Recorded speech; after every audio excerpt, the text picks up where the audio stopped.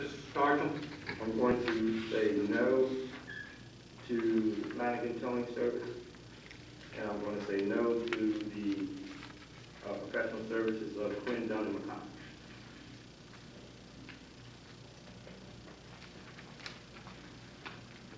And on the other items, yes? Yes. Thank you, sir. Ms. Andrew Williams? I will say yes to everything except the professional services of Flanagan and Quinn Dunn McConnell. No to those two. Okay.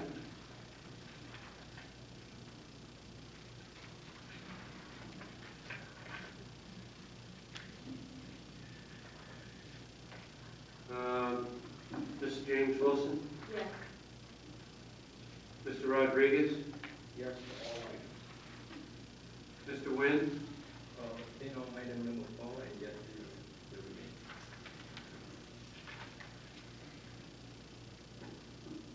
Mr. O'Brien? Yes.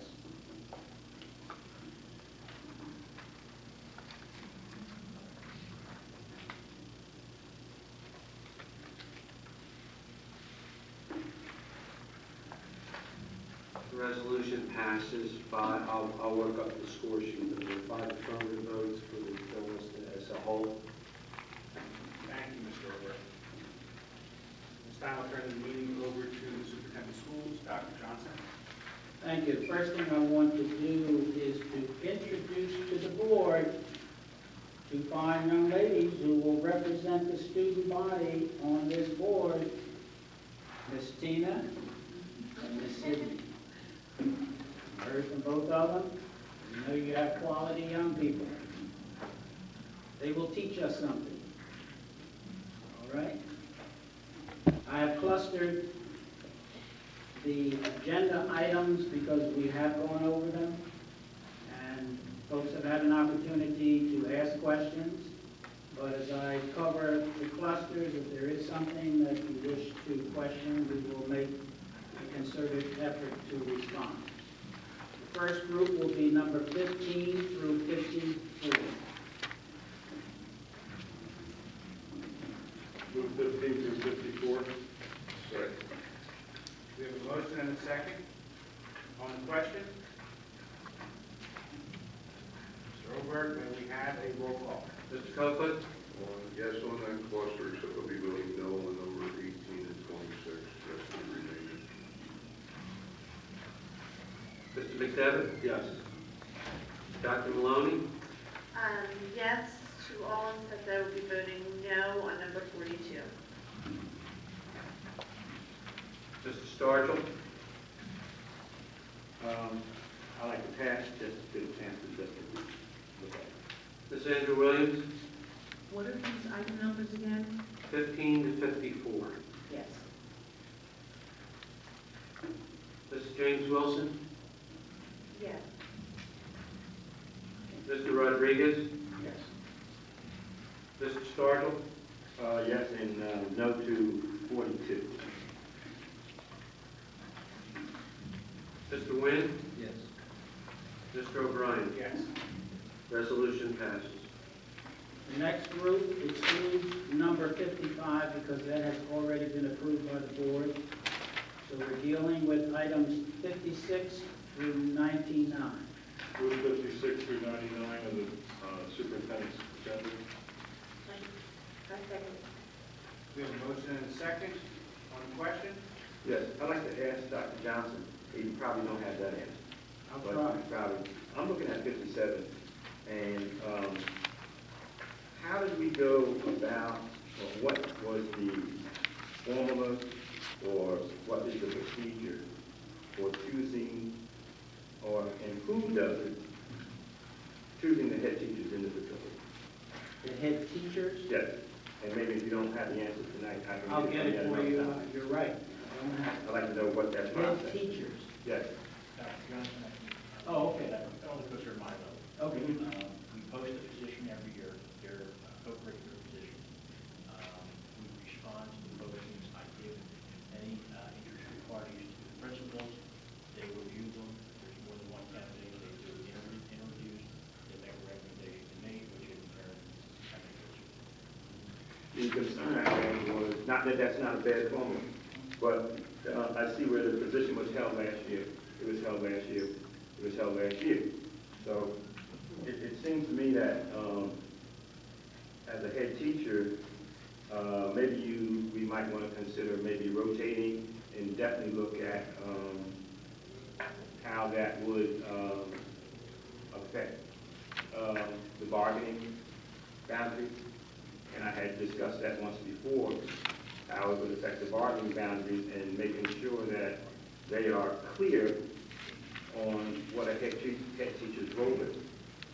Because there's a difference between administrators that are out of the bargaining unit and administrators that, head teachers acting as head teachers, understanding that they are in the same bargaining unit as teachers. Because there have been some concerns, and as a member of the board, I'd like for us to understand that we are addressing it and that we are trying to move forward to make that a positive environment. Mr. President, can I ask a question? Yeah, In regards to head teachers, these are the teachers that are positioned to sort of oversee the school because we share principals. Am I correct in the position in which we are? yes, that's correct. They act in the principal's absence if the principal's out of the building. So I guess, Mr. Sardo, to me, do you not think that because of that the experience being held last year might lead to our best interest in regards to the school buildings, that they're at least competing in positions? I understand exactly what you're saying in regards to the administrative role, the folks sitting in the teachers' bargaining unit. But I have to say, as a board member, as a parent, and as an educator, I'll put it on the record, I have an issue with us not having vice principals or having a principal for each elementary building at the age and importance of instructional time at this level. Not to take away at all from the qualifications of these head teachers, but I'm assuming all of them are still in the classroom. So they are not only being responsible for a teaching day at an elementary level where it is all subject areas and the time parameter, but also having to fulfill the role of the principal. I think that's a lot of weight for someone, as well as I think we need to examine as a board where our priorities are in regards to educational philosophy, because our elementary schools is really the entry level for where we want our seniors to be. And if we do not make some real strategic decisions in regards to educational policy for these elementary schools, we're definitively putting ourselves at a disadvantage in regards to not having an instructional lead in the building. We've had a lot of discussions about instructional leads. They need it, and these head teachers cannot fulfill that and also be teachers in a classroom at the same time. So I just want to say that for the record as a board member, and also as a parent of elementary school children in this district. I understand the necessity because of the budget, but this is problematic. I agree. May I concur? I dropped you did miss that meeting, but one of the C's that I dropped to the board was that we really need to visit that. I started my career 100 years ago with 2 schools, and I can tell you it's a challenge. Certainly budget is a concern. I say without any hesitation, we cannot provide a thorough and efficient education in New Jersey because the budget is the driving force. And unfortunately, there are other things that are more important. I'm not talking about the board making decisions here. I'm talking about the expenditure of taxpayers' monies and all of the services that we provide in the state. And education is not a prime factor. I don't care what the governor says or anybody else. It is not a prime factor. If it were, then this district would have the resources that's necessary to provide a thorough and efficient education. We know what help for those folks that you cut 16 of. Coaches. Coaches provide a paramount support to staff. And yes, individual principals at those schools, I don't care how many kids are in there, they provide instructional leadership, which is imperative to get kids over that AYP thing. So, not blaming the board for what is, we do not provide a thorough and efficient education. We provide the best education we can within the budget constraints that are thrusted on us. So I agree with what you said, and I think we do, you know, people can be in a position for 100 years. That needs to be looked at, and maybe somebody else can learn as a, but I think possibly some of those people have administrative certificates. Possibly. Yeah, which of course gives some, so. Okay. Go ahead. Anything else in the question? Roll call, Mr. Ober. Mr. Kofood? Yes. Mr. McDevitt? Yes. Dr. Maloney? Yes. Mr. Sturgill? What numbers were they again? They, 56 to 99. 56 to 99.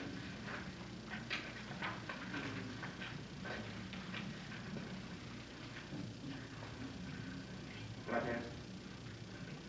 coming back? Yes. Mrs. Andrew Williams? I would like to recuse myself from number 69 under William Briggs. Yes on everything else. Ms. James Wilson? Yes. Mr. Rodriguez? Yes, Paul. Mr. Sturgill? I know there was something in there. I'm going to say yes. I'm not going to hold the board up. Yes. There's a question, Mr. Wynn? Yes. Mr. O'Brien? Yes. Resolution passes. The next group does not conclude the recommendations to come forward. 102 to 110. 102 to 110. Move 102, 110 on the superintendent's agenda. Second. We have a motion and a second on the question. Roll call, Mr. Ober. Mr. Kofood? Yes. Mr. McDevitt? Yes. Dr. Maloney? Yes. Mr. Sturgill?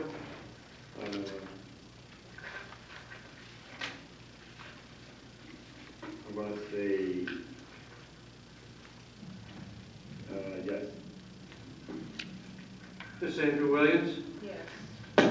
Ms. James Wilson? Yes. Mr. Rodriguez? Yes, Paul. Mr. Wynn? Yes. Mr. O'Brien? Yes. Resolution passes. We have three other items. Number 111. For those people that may not have it in the audience, let me see if I can read it. It is on the camera. There are Oh, copies okay. of all three. All right. Okay, if you want it, it's up there. Dealing with purchasing, whereas the rubber recycled currently has a New Jersey state contract so-and-so and so to provide playground surfacing at the locations listed below and per recommendation from Remington and Benrick engineers. This will provide a rubberized surface where the kids play so that when they fall, the rubberized surface will be more cushiony than the concrete upon which they're falling today. That's the whole purpose of that. Okay? Move number 111. We Second. have a motion and a second on the question. Roll call, Mr. Ober. Mr. Kofood? Yes. Mr. McDevitt? Yes. Dr. Maloney? Yes. Mr. Sturgill? Yes. I don't know anything about the math books, but I'm going to. This is just 111. 111. 112. We haven't gotten there yet. Oh, where we at? 111? Yeah. Oh, yes. Ms. Andrew Williams? This is a rubber cycle? It's, It's a rubber surface. So they Yeah, bounce back they up. rubberized. We didn't have that. I know. That's why you're as tough as you are. That's why you're as tough as you are. Yes, indeed. Yes, and I had a lot of skin knees, yes. Okay. Yes. Ms. James Wilson? Yes. Mr. Rodriguez? Yes. Mr. Wynn? Yes. Mr. O'Brien? Yes. Resolution passes.